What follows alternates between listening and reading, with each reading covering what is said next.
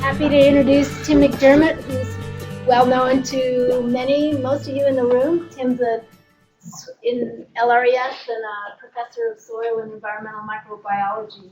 So maybe I'll just let him get started. Yeah. Thanks, Kathy. This is part two. Part one, some of you saw if you were at the summit meeting in Helena a week or so ago. And I didn't have a really good title for part two at the time, but I think I'm zoning in on something like linking microbial communities with ecosystem function, one genus at a time. And we've got some data developing now that allows us to go there and make those kind of statements. Two different subalpine environments we'll be talking about today, Yellowstone Lake and Tenderfoot Creek experimental forest.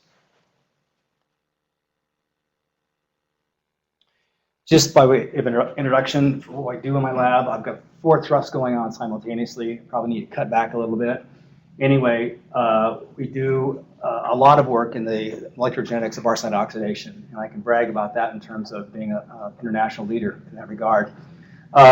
We have 2 interests in Yellowstone Lake. One is methane cycling, what we're talking about today, and then some invasives and the effect of the lake trout on picoplankton level trophic activities. Looking at ultraviolet radiation in geothermal hot spring and Norris Geyser Basin in Yellowstone. And the other part of what I'll be talking about today concerns hydrology and microbial ecology. This is in the Tenderfoot Creek experimental forest. Focus 1, we have 4 objectives in the NSF-EPSCOR grant. Okay? Microbial contributions in soil and water to carbon nitrogen cycling and transport, temporal variability in these contributions, microbial responses to natural disturbance as well as, natural disturbances, and those disturbances can be a wide variety of things. And then finally, flux and transformation of CNN through ecosystems in 3 dimensions. In order to do all of this, well, it's difficult to do all of it, but we selected a microbial metabolite, methane, that allows us to do all of this. You have to be able to detect and monitor and quantify microbial metabolites at low concentrations, and we can. You have to be able to connect these microbial metabolites with microbial producers and consumers, and we certainly can. We know who makes methane, and we know who consumes methane. Methanotrophs are consuming it, methanogens are making it. More importantly, the methanogens and methanotrophs have genetic signatures that we can detect and quantify in any environment. Okay, so we know who's making. We can study fluctuations in the dynamics of microbial populations with changes in methane or changes in any other environmental factor we're interested in. We're currently involved in 3 of the benchmark systems, and hope to expand a 4th, Tenderfoot Creek experimental forest. John Doerr and I are equally responsible for that project in terms of pushing it forward. John Doerr's working with me as well as John Farley on Yellowstone Lake work. Jeff Poole, Jack Sanford, and Ryan Jones are initiating some work in the NIAC system, this time focusing, I think, well, not necessarily focusing, but certainly groundwater is an interest, but there's also an interest in how there's a continuum between groundwater and surface water and the microbial communities that are driving the biogeochemistry that Jeff is measuring. And then finally, Sue King is working on the prairie potholes up in northeast Montana. And some Canadians have been doing some work across the border, and they've been developing what looks to be an interesting methane story that's coming online. And so we will be going out there in November, Jeff, John, and I, to meet with Sue and meet with some folks out at Fort Belknap, see if we can't get something going here. Yellowstone Lake. Here's the boat we worked on, Cutthroat. That boat is almost as old as I am. I'm 59. 28 foot, single screw, looks like hell, but it's very reliable and it will keep floating for you, even in some pretty rough water, and I speak from experience there. Bill Linsky and Rich Maker were my collaborators on the Yellowstone Lake work that I'll talk about first, and then John Varley and John Dorr on the second part. We used a remote operating vehicle owned and run by Dave Lobabo at Eastern Oceanics, and I'll show you some video of that in a minute, in a minute. So here's Yellowstone National Park, and here's the lake. The dashed line is the border of the Yellowstone caldera, and the yellow dots indicate all the lake floor hydrothermal vents. Big red dots are the 3 locations that we studied primarily in the lake: West Thumb, the inflated plain, and then down here the southeast arm. The southeast arm, there are no known geothermal vents on the lake floor. And so we use it as a control. Here's just some video footage of a thermal field that's gone dead in the West Thumb. And all these toadstools result from hydrothermal vent water when there was still hydrothermal or geothermal activity underneath. Hydrothermal water coming to the surface with, because it's high temperature, high concentrations of different salts, hits the different pH and temperature and starts precipitating to form these interesting structures here. And then when the geothermal activity, underlying geothermal activity dies and goes away, the currents, the lake floor sweeps the sediments away and leaves these toadstool structures. More relevant video of vents. Bubbles are all gases comprised of hydrosulfide, hydrogen, methane, millimolar concentration of CO2, micromolar concentration, and sulfide, 1 or 2 micromolar hydrogen, which is a lot, okay, and then about 20 to 25 micromolar methane. So if you're a microbe and you can stand the heat, you are in a pretty good situation. Oh, okay, depth right here is, what's it, it was 30 meters, 30.9 meters. Here's the temperature. I'm glad you asked that question. It reminds me to point out that this is the sampling arm of the ROV, and Dave would, with the toggle switches, would move the sampling arm video feed. And as soon as the temperature hit the peak, he knew he was pretty close to the vent orifice, and then he'd start maneuvering it down to make a nice seal of the sediment, and then start tracking it. So we'll just watch the temperature. 79, 70, 71. So he's moving around trying to find that sweet spot. And then he'll eventually find it in the high 90s or mid 90s, and then he'll settle in. And then at that point, we start pumping water to sample the vent. The vents in the West Thumb are about 50 meters, whereas in the inflated plain are about 30 meters. So that was work we did in year 1, and also in year 1, or year 1 being 2007, we noticed that there was a fair amount of methane as well as hydrogen in the photic zone waters, that is 3 meter depth. And we want to take another look at that. So in 2008, we did 2 transects, one across the northern part of the lake and one spanning down to the southeast arm. In each one of these rectangular boxes, we have nanomolar concentration of hydrogen, then micromolar in CO2 and micromolar in methane. And you can see the methane varied from about 100 nanomolar up to about 400 nanomolar or 500 nanomolar, higher numbers here corresponding to the vent fields. So the point is, you know, here it was like there was a lot of methane in the water. And I'm thinking, is this just benthic activity that's driving this? Here's some profiles of methane. The southeast arm is shown in black, and the inflated plain vent we just saw in a video is shown in red. And so like 22, 23 micromolar right there at the source, and then as it goes up to the water column, it's diffusing and gassing off, and it goes down to very, very low levels of methane. But look what happens in the southeast arm, no vents associated with it. The highest concentration is near the surface.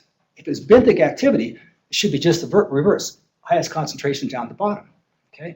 And so these kind of observations, as well as some high throughput sequencing where we looked at 16S signatures of the microbes in various places in the lake, we found methanogens in photic waters, in aerobic waters. So we're finding a lot of methane and a lot of methanogens in these aerobic waters. And at least at the time, the dogma was there's no methanogenesis if there's oxygen. Strictly an anaerobic process. So I really didn't know what to do with this data until this paper came out in PNAS. And what they showed, I'll just walk you through it briefly, is in a stratified lake, they found a methane peak corresponding to a thermocline of the lake. They only found it in a stratified lake. But that methane peak was superimposable on the dissolved oxygen peak and superimposable on the chlorophyll A peak, okay? Here's just some images where they use archaea-specific probes to show the light up the presence of these archaea, in this case associated with eukaryotic alga, here associated with prokaryotic cyanobacteria. So not only are we finding methanogens in aerobic environments, but we're finding them associated with oxygen-generating machines, okay? I mean, it's a real paradigm shifter. So we went back out to the lake the next year 2 times, once when ice was just coming off, because there's a big zooplankton bloom occurring under the ice, and so we wanted to catch it.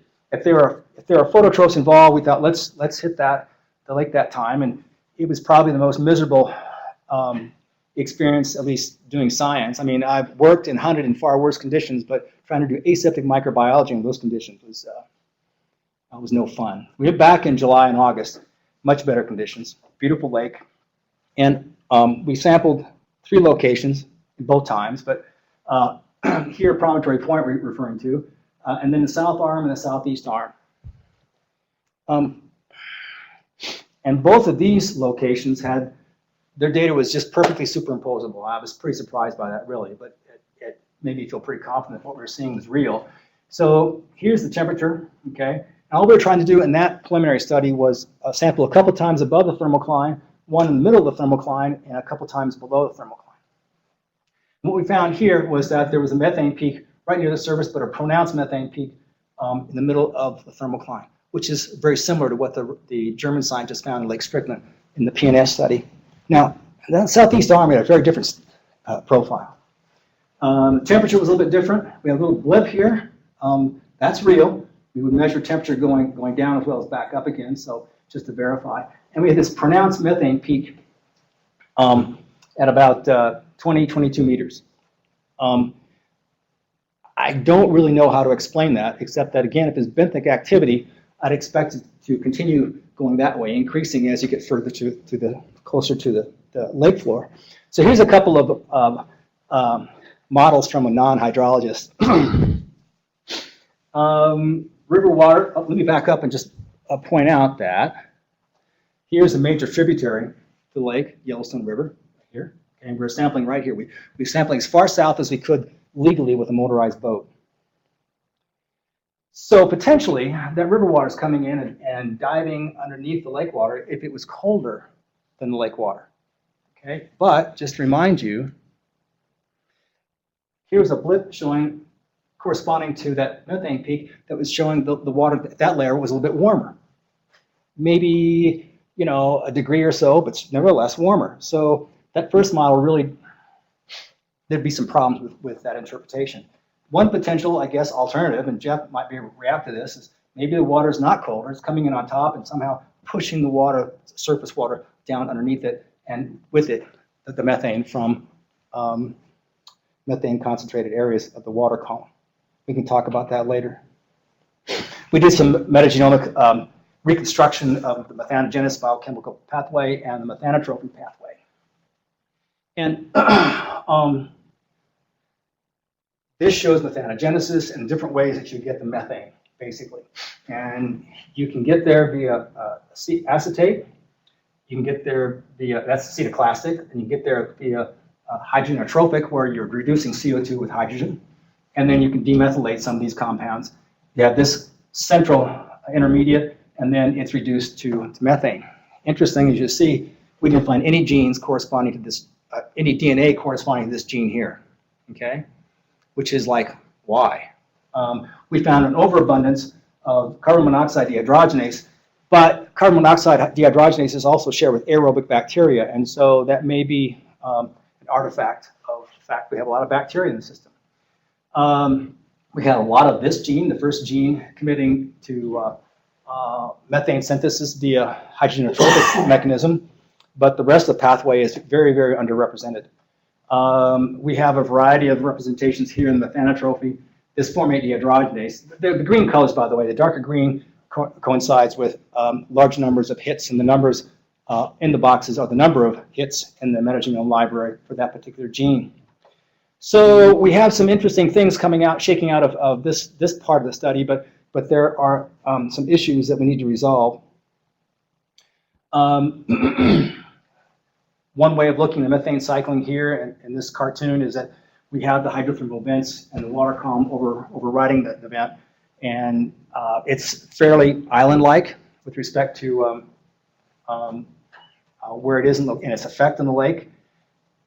The rest of the lake, we know there's going to be methane synthesis down here in the benthic region of the lake. A lot of anaerobic fermentation, generating oxygen as well. There's a lot of methanol utilizers in this lake. Okay, in the fractions we looked at, very few of any methanotrophs. So potentially we have, and there's a lot of nitrifiers in this lake. So potentially they're co-metabolizing the methane. The ammonium monooxygenase enzyme will also oxidize methane to methanol in a co-metabolism reaction. And so some of these organisms here could be using the methanol generated from that route. But then we also have the clear potential for hydroneotrophic methane production associated with phototrophs, it looks like. Let's move on to Tenderfoot Creek. Are there any quick questions on the lake work before I move on? Okay. Either I did a really poor job or a really good job. It's kind of scary. Anyway, so here's a panorama shot of Tenderfoot Creek area, Lewis and Clark National Forest. It's some really big country, beautiful country. We have two sites we studied, a natural ecosystem that is a Stringer Creek watershed, shown here. This is later on in the summer, and in the early spring when the snow is melting, there are sheets of water running across the landscape. I mean, this place is just inundated with water. The other environment we're studying is a disturbed ecosystem in accordance with the project objectives, Focus 1 objectives, and this involves clear cutting, and this is in the Spring Park area of the Tenderfoot Creek Experimental Forest. The research team for TCEF is national. We have the MSU group here, Keenan Brame, an undergraduate student working with this summer and this fall, John Doerr, Ryan Jones, myself. We have collaborator Montana Tech, Chris Gammons, and Chris is responsible for the aqueous and soil chemistry. Ju Lee is in the environmental engineering department at University of Nebraska, and bioreactors is his specialty. And then we have what I refer to as the eco-hydrology mafia, Ryan Emanuel, Diego Riveros, and Brian McGlynn. All three of them at one time were at MSU and have been migrating to the East Coast. Diego stopped off at Nebraska for a few years and has recently moved to North Carolina, Chapel Hill. These guys, and this is a key piece of this study, okay, in terms of integration, interdisciplinary work, these guys understand water and how and why it moves within and across ecosystems. Without their expertise, we would just be sampling and sequencing DNA without very much environmental context, okay? And that's one of the reasons I was so interested in trying, let me back up, in trying to initiate our work at TCEF. While Brian was still here at MSU, I was sort of watching the sidelines as he developed his work there at TCEF. And it got to a point where I thought, okay, his work up there is prime for someone with my expertise to step in and start working with him if he's interested. And he was very much interested. And so our focus, of course, is methane, as is theirs, or one of their foci of interest. It's a team effort, no question about it. Currently, the grad students are from Duke and North Carolina State, as well as Nebraska. Undergrad students have been primarily from MSU. Postdocs have been from Nebraska and MSU. There's a lot of work going on out there, and PIs aren't out there with their hands in their pocket pointing and directing traffic. There's too much work for that. Everyone's involved. Also, there's a great opportunity for cross-disciplinary research as well as learning. And so here's a postdoc, Christine Romano, who did bench work with E. coli at Caltech for a PhD, and Diego is giving her a lecture in soil science and there at TCEF. So, you know, there's all sorts of opportunities for people to learn. On the left is a cartoon of the drainage at Stringer Creek. And each one of these sites that we're measuring for microbiology, there are gas ports that we measure the gas, soil gases at 5, 20, and 50 centimeters. We're responsible for doing the microbiology. Diego is dialing in on the organic carbon fraction. And key here are these eddy flux towers. We have one 40-meter tower here located in the upslope regions, and then a 2-meter tower located in the riparian zone. The red dots indicate those sites that we were sampling this year. 32 out of 62 sites this year. 2012 involved at one time point, 8 sites, 3 depths in replication. And I've got some data here that I'll show you. To me, it looks pretty exciting. One of the, besides understanding water movement, another aspect of working with this group at TCEF is that they've been there for over 10 years, okay, and they invest heavily in instrumentation. And so here's a picture of the 40-foot tower. John, IOE supported us on some purchase of some high-end LICOR equipment that allows us, we can hang these methane analyzers, these methane detectors, either on the towers or, as John is doing here, measuring methane flux from soil. Another point I want to make here is that all this stuff was, with the exception, it turns out, with the exception, they did allow, Forest Service did allow them to back a ready-mix truck in to pour the concrete for the tower of this 40-meter flux tower. Everything else was hauled in on backpacks, okay? So you just didn't drive up and haul this and pull the stuff out of the back of a pickup. There's a lot of effort that went into building, establishing this infrastructure here. And we're able, IOE, our project is able to take advantage of that. This is a modified figure 3, I think it was, or figure 4 out of Duran and Lynn in 1984. I worked with these people in Nebraska when I was an undergraduate there in the soil microbiology lab. And Dan's research showed that as a function of percent water-filled pore space, that when you're at about 60% or less, you're water limiting, okay, aerobic activities like nitrification and methane oxidation. And beyond that, you get air rate oxygen limiting, and you're switching over to anaerobic kinds of activities. This is the first example of how water matters in soil, clearly, okay? And so that's why our theme is follow the water, and hence work with hydrologists. Here's what some of these hydrologists have done. Well, Glenn et al. They've mapped the Stringer Creek drainage into these upslope accumulated area units, okay? And that's a proxy for measuring water movement across the drainage. And after they mapped this, and this was some of the original work they published, and they've improved this substantially since then. But here's some of their initial work where they correlated CO2 efflux from soil with UAA. Okay, this is kind of a no-brainer. If you were able to track and measure and model water movement within a system, it's going to correlate with biological activity. I mean, that's for sure, because we know that plants and microbes and animals, we all have to have water. And so when you hit that sweet spot with respect to a particular organism, as we showed in the previous slide, you're going to have optimal activity for that particular bug. Well, so this allowed them then to map and model CO2 efflux across this complex landscape. And here's June, here's July, and here's August. And you can see in July, based on this heat map, heat scale, that in that part of the summer, the forest is alive and really active. CO2 is effluxing heavily. Earlier on in June, it's still pretty cold, and here in August, it's really dry. Soils, talk with Ryan and I, they're like a talcum powder in August, in September. And the forest is essentially shutting down, and hence the CO2 efflux is decreased substantially.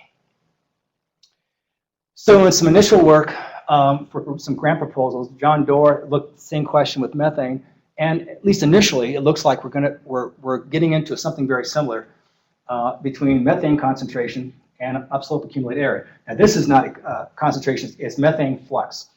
Okay, and as you increase the upslope accumulated area, which, by the way, is if you were to select this location here, I'm pulling this out of the air, then you're going to be looking at soils, upslope soils that are draining to that location, and you're measuring that upslope accumulated area is measuring how much area is draining to that location. Okay, the greater the area, the more water is going to be flowing through that point. So as relative moisture at any one time is increasing, this is one time point, the methane flux, more negative means more methanotrophy, greater methane consumption. If you look at methane flux across the drainage last year, all these brown triangles are ups and slopes position. The green boxes are riparian zones. And this dashed line designates whether you're a source or you're a sink. And as you can see visually, the upland sites are almost exclusively a sink activity. Okay? The next slide will emphasize that. Here's the soil water content, soil temperature, and methane flux. As this methane profile line is decreasing, that means methane activity, methanotroph activity is increasing. Jeff? When you say it's a sink, you mean a sink from the atmosphere? Yes, yes. It's a sink for methane, wherever it's coming from. Right, but presumably that's where the methane's coming from? Yes, yeah. We don't have any evidence of methanogenesis going on in the upslope positions. And how do you measure sources from the eddy flux towers? Yeah. Well, that and the LICOR instrument that we can measure right there in the soil.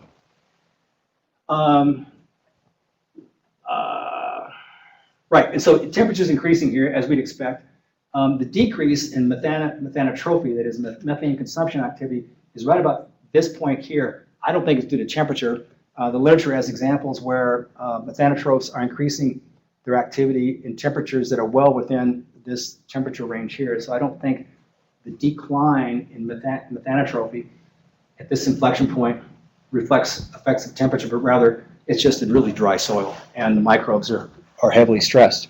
Tim, Yes? that previous figure, is it, for the... This one? No, the one on the right. Oh, yep. Is that the upland and riparian combined? Let me think here. Yes, it is upland, but not riparian. Upland. This, I'm sure, is upland. I'd have to ask John, but I'm certain it's upland. Now that you asked the question, I've always assumed it's upland. It would be, because the riparian zone never gets this dry. It just doesn't. Soil water content shown here.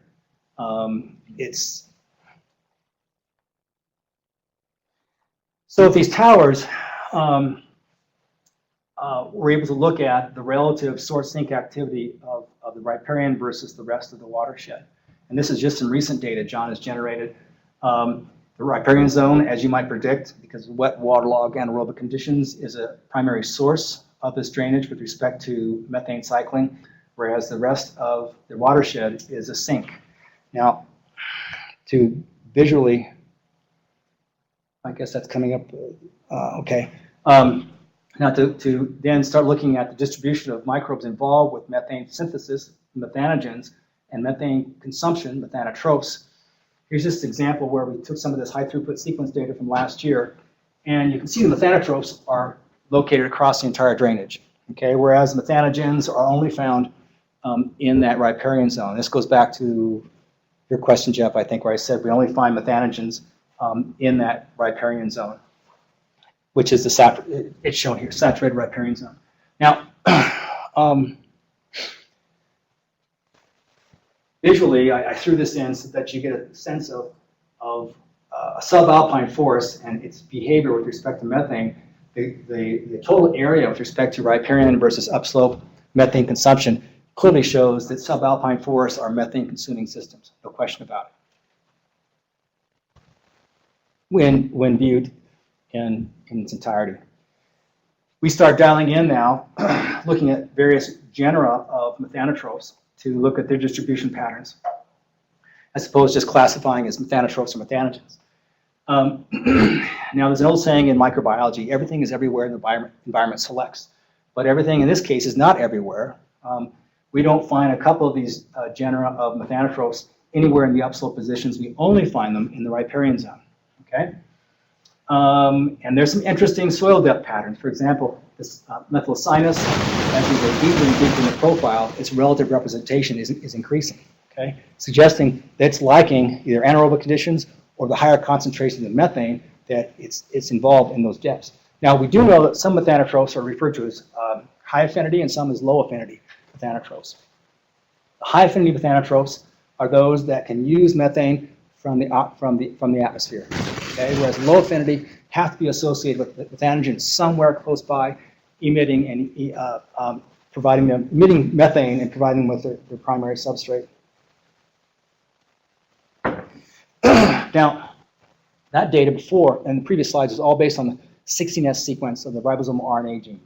It is, that's an example of genetic signature that we can use to detect and quantify these microbes in any environment. Okay? And we can distinguish between methanogens and methanotrophs. And we can distinguish between different genera within methanogens and different genera within methanotrophs. Now, we know there's some methanotrophs running around out there, especially in forest systems, that no one has cultivated and characterized yet. Okay? So we know they're out there because, well, we're quantified in terms of methane consumption in different studies, or various people have. But also there's different versions of this PMOA gene, and it's particulate methane monooxygenase gene. And so there are some of these PMOA genes out in the environment that are abundant, that seem to be the dominant phylotype of methane monooxygenase, yet we've not captured and characterized the owners. So another way of looking at methanotrophy across the drainage and not relying on 16S, we use the relative abundance and distribution of this methane monooxygenase gene. We have type 1 and type 2, and that corresponds to low affinity and high affinity methanotrophs. And this particular type here, which is well known for forest soils, is highlighted in the red bars. And it's, at least in this location, as well as this location, upland locations, it's corresponding to what we see in the literature. That is, its primary location of soil profile is closer to the surface where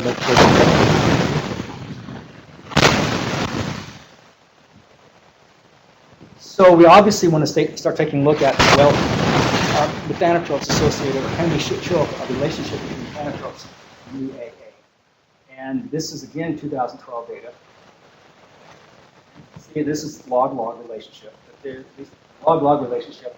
We see a very good relationship between methanotrophs, overall methanotrophs, total methanotrophs, and upslope accumulated area. So we're hopeful that this will allow us to start mapping and modeling position and distribution of different methanotrophs.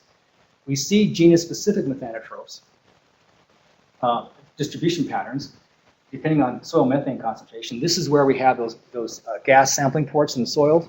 We're measuring methane concentration at 5, 20, and 50 centimeters.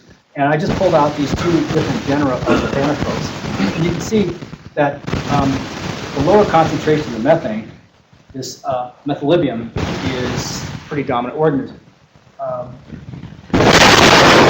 Whereas the methylosinus doesn't start showing up until methane concentrations are quite high. Again, high affinity, low affinity. But this is an example where we start seeing division of labor, if you will, where we start looking at the relationship between function of a microbe and ecosystem function. That is, these guys, this methylibium, the entire drainage, upper position, which is primarily responsible for methane consumption. So this may be it's the first indication that we're able to link microbial activity at its most foundational level with ecosystem function. 2013, these are the sites in the red dots that these are the 62 UAAs that they originally modeled in the system, but clearly we couldn't be sampling 62 sites, okay, to kill us. And we didn't have the money to process and sequence the DNA from 62 sites. But The hydrologist selected these red dots as representative of the drainage, and they're shown here. Okay. We'll be starting the next phase of this work, which is extracting DNA and sending it off for sequencing. It'll be about 500 samples for Stringer Creek and another 140 samples for Spring Park. Future interests.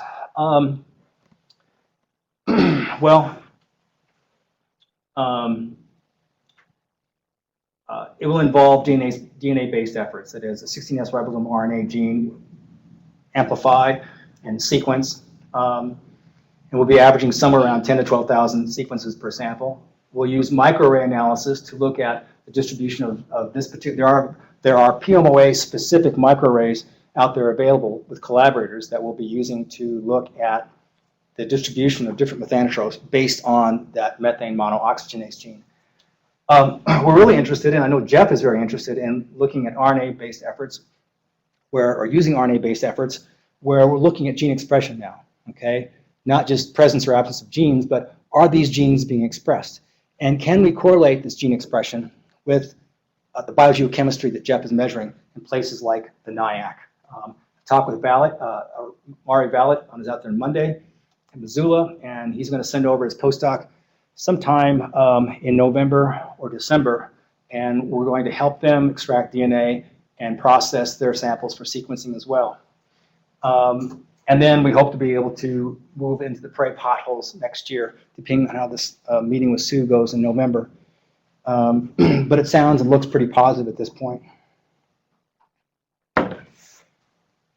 This cartoon-like model kind of sums up, and we used it in one of our grant proposals, what it is we hope to accomplish. And it is studying microbes at the methanotroph, methanogen level, and soil flux of methane, and then modeling that at the entire drainage system level, okay? And not only model soil efflux or flux of methane in the soil, but also using the flux towers, correlate that or relate that to what we're seeing at the canopy level. Okay? Again, top-down as well as bottom-up approach to studying methane cycling in the Tenderfoot Creek experimental forest.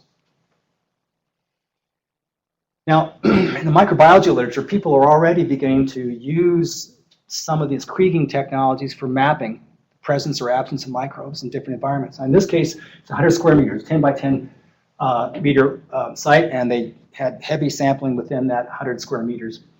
And within that, they were able to use heat maps to describe the distribution of moisture, iron oxidizers, and methane oxidizers.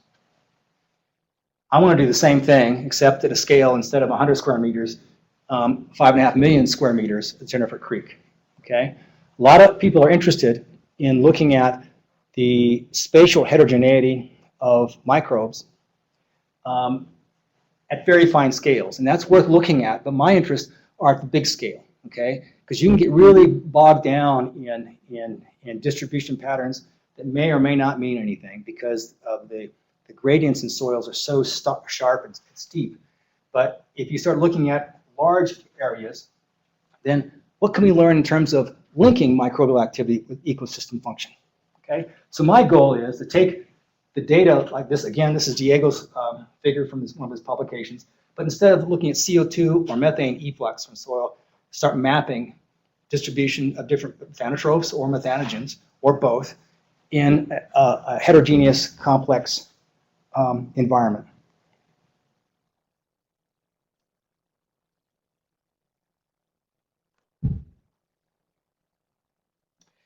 So our broader impacts have been pretty straightforward so far, okay? Engaging kids, students in science. And that can span from grade school kids, and I said at the summit that if you put one of these kids down in front of a microscope and turn them loose, well, don't let them wreck it, but if you let them, I mean, they'll have fun for hours, okay? The main concept there is to show kids that there's a microbial world they never envisioned, and that microbiology is more than just disease. And then we have undergraduate research here at MSU. It's a pretty big deal. We all know that. Okay. The goal here in the coming year is to be more formalized with what we do. Okay, work with Martha Sellers and company to understand, or to develop, sorry, a broader impacts project that is more project specific.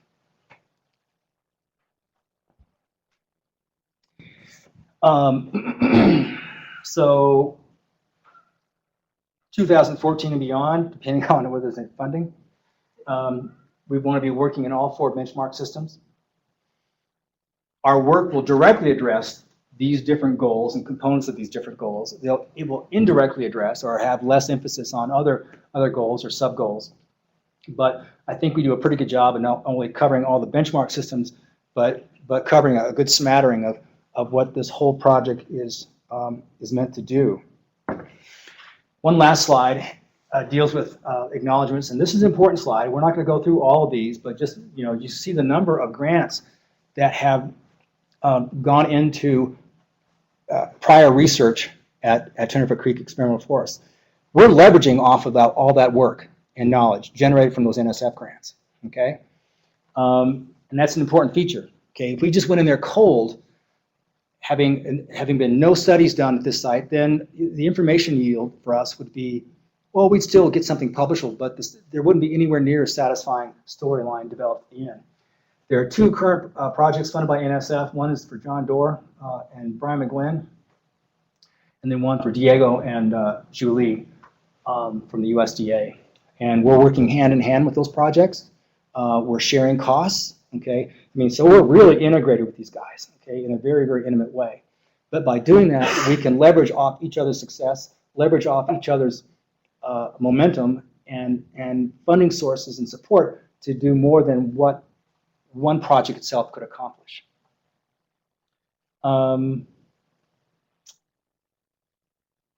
Yeah, I think that's it. Now we have time for questions.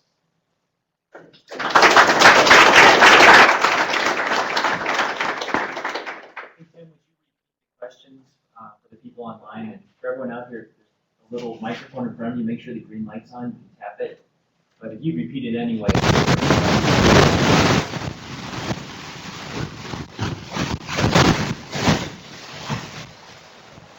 I had a figure that related UAA to methane flux, and that was for 2012.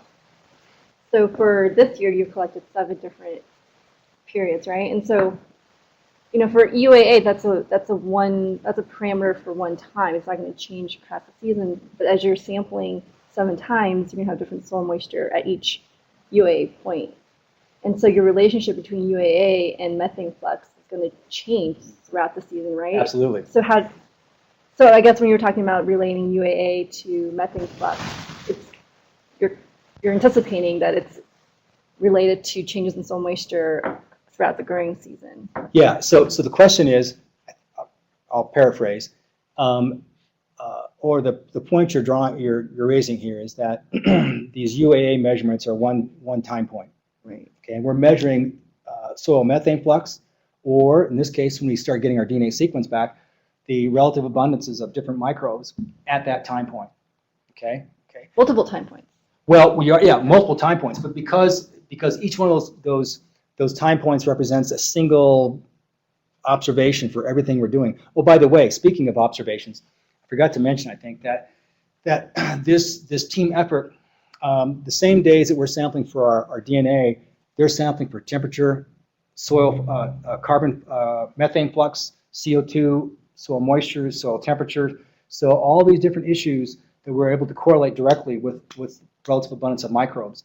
And it's because we're doing it so many times across the growing season that we can start looking at patterns. So I'm anticipating getting data looking very something similar to this, that June, July, and August, that the system is changing, and that one time point doesn't tell you the whole story. I mean, it's telling you one very small part of the story. Is that going to? Yeah, I guess I was just thinking you probably might not get a nice relationship between UAA and methane flux since you're sampling across the season, but some figure like that you could generate. So,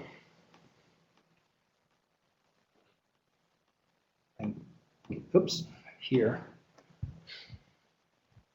Yeah, so for example, once that soil hits rock bottom with respect to moisture content, then all these relationships may go out the door. Okay, and so we might find that the best way to model microbial activity and how it relates to ecosystem function would be in this region here. Because once it gets below a certain moisture content, things just shut down. Okay, and so it'd be unreasonable to try to model, to include some of those data points when things are just shut down with that part of the year when the forest is most active. So I'm anticipating that some of these time points may not be very informative. Things may have just dried out to the point where just shut down, and we don't get much of anything. Jack.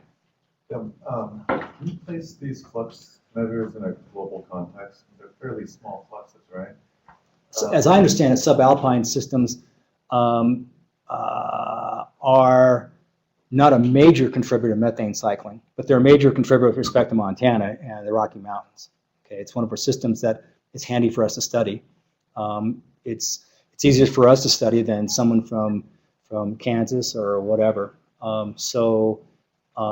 It's our part in looking at that, trying to fill in the gaps of the global picture by looking at subalpine systems. And then uptake, how much of that local or within watershed recycling?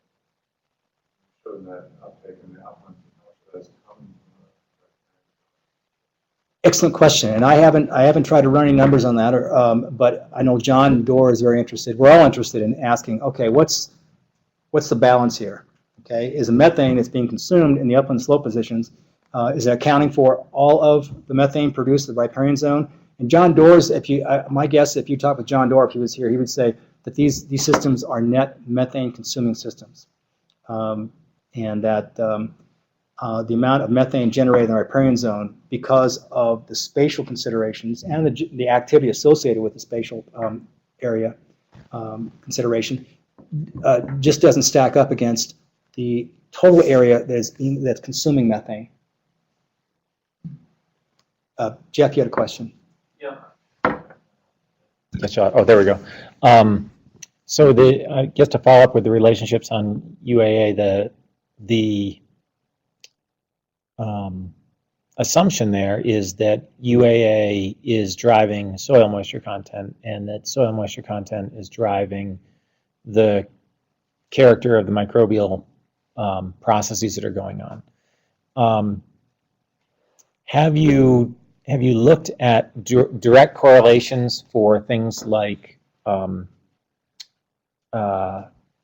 methane generation or methane consumption directly with soil moisture? And if so, then in order to get at this idea of the spatial variation, I mean, UAA is static over the season, right? Could you model this at a coarse scale in terms of first using UAA to say something about the dynamics of soil moisture, and then directly using the soil moisture to say something about the biogeochemistry, instead of that just direct statistical link between UAA? And have you considered anything like that? Well, first of all, so in this data here, we're measuring soil methane flux. Same time we're measuring soil water content. Right. Okay. And so as there's a sweet spot, okay, as the soil moisture content decreases to a certain level, such that gas diffusion into the soil profile is maximized, but the soil hasn't dried out to the point where it's stressing the microbes, stressing the Methanogens. So we are directly measuring water moisture content.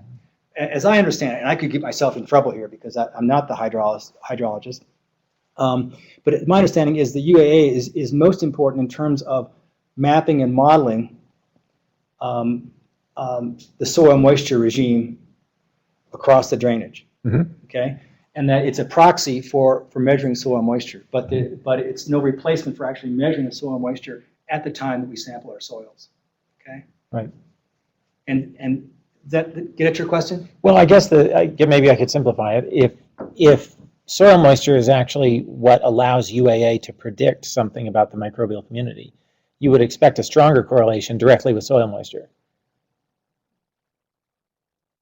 Yes. Right? Yes. And so I'm just curious if you've looked at that statistically. I have not personally. Okay. And because I noticed, for instance, in this graph here, if you were to plot methane flux against soil water content, you'd have a hysteresis in there because, yes. And so, things like that, UAA isn't capturing that, right? And Right, I think so this gets, it's not an end all to. Right. Right. Right, but I guess one way around that I'm just suggesting is that if you could go from UAA to season to be able to predict seasonal variation in soil moisture based on UAA, that then you might be able to actually get a more accurate seasonal picture of what's happening with the microbes across the landscape rather than going directly from UAA to the microbes. Yes. And that's just a Yes, and yes. Okay.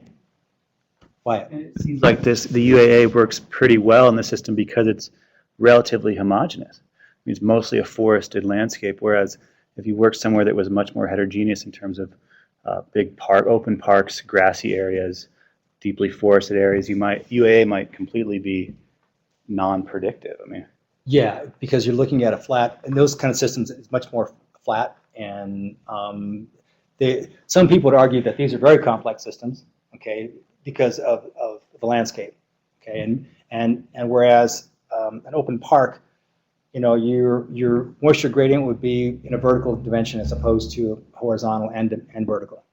I just mean like if you had two aspects in a watershed, one was totally dry, one was totally wet, north versus south facing or whatever. So you had forest on the north facing side. You could have the exact same UAA at a given point and totally different. Yeah, and so you're exactly right. And so let me back up here.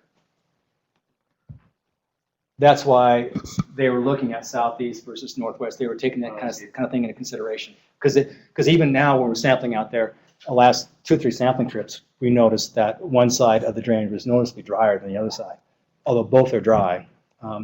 But it does make a difference. Okay.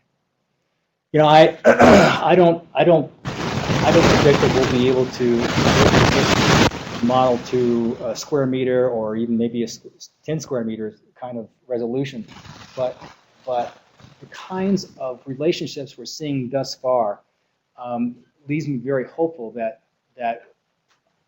we'll be able to make a really first good step towards linking microbial abundance and distribution across the heterogeneous landscape and activities that correspond to ecosystem function, which is the big goal for me. Tony had a question over here first. Well, just following on all this UAA, I'm curious, and I love the way that you showed methylacinus patterns with depth. And then you said follow the water. And so is there a move in your group to look at actual soil properties with depth? Because that's what the bugs see, right? Well, yes, but in a very, very low intense manner. And that is, given I'm a soil scientist by training, when I take a soil core, you know, I'm looking at the properties, okay, and I'm seeing glaying as we get further down in the profile. So I know it's gone anaerobic. The presence of these aerobic organisms in these clearly anaerobic environments to me suggests that the plants there in this system, and I talked with Jack briefly once about this, we need somebody to characterize the plants, because I need to know something about the physiology of these plants. Are these plants pumping oxygen down to the 50 centimeter depth for their roots? And if so, are they acting like rice, releasing oxygen? So you have a very, very defined area where these methanotrophs are able to make a living to help explain what we're seeing there. But there's fewer down there than there are here. So get back to your question about is anybody interested in the vertical orientation and how things change. There's interest there, but right now we're just taking a gross 30,000 foot kind of approach to try to get a first good understanding of approximation of what we're seeing, and then after this survey tells us where they're at, start dialing in on why. Brent, I was just following up on your 5.5 million square meter job ahead of you and how excited you are. And you know what? Let's just add a half meter there and make it a cubic, right? So 2.5 cubic, 2.5 million cubic meters. Okay. Okay.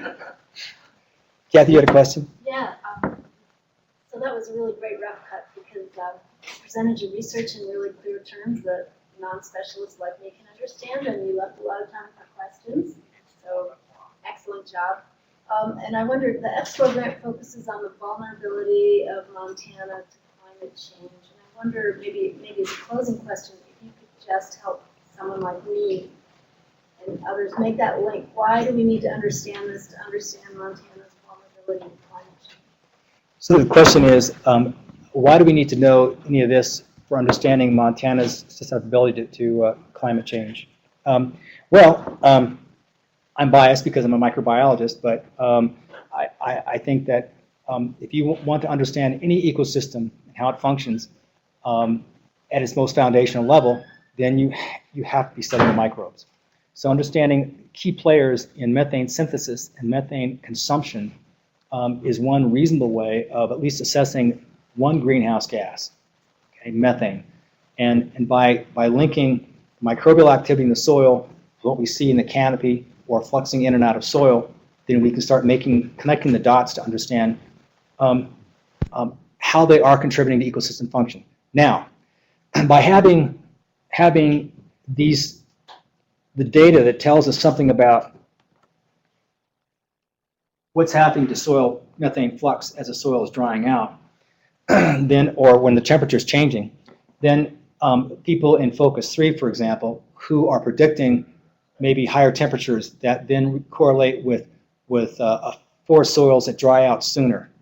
Okay, that instead of the flux inflection point being here at July 23rd, maybe it happens now at July 9th, maybe a 2-week phase shift. Now, what is that? Then we have to start calculating, or maybe Focus 3 would then start calculating or modeling, well, just how much methane change is that? Methane consumption change is that? That's at least in my head how we would start linking this kind of information with the modelers in Focus 3. I mean, we have onboard modelers here, Ryan Emanuel and Diego, for looking at this particular drainage system, but then scaling up to all of Montana or beyond, I think is where hopefully Andy becomes interested.